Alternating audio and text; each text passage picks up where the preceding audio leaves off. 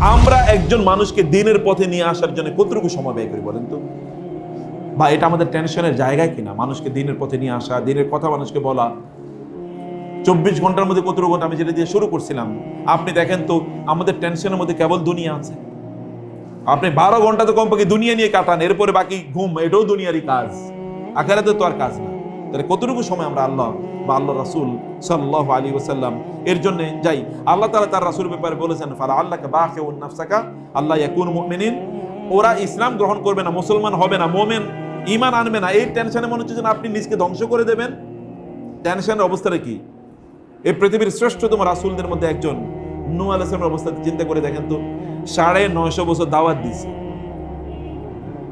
আপনি এবং আমি দুইবার কাউরে কোনো কথা বলার পর এরপর যদি না মানে, তাহলে বলি ওরে আর দাওয়াত দিয়ে লাভ হলো, তো আসলে জাহান্নামে। তাহলে 950 বছর কয়জন লোকের দাওয়াত দিয়েছে? তখন কত হাজার কোটি লোক ছিল, কত 100 কোটি লোক ছিল, কয়জন লোক ছিল আসলে?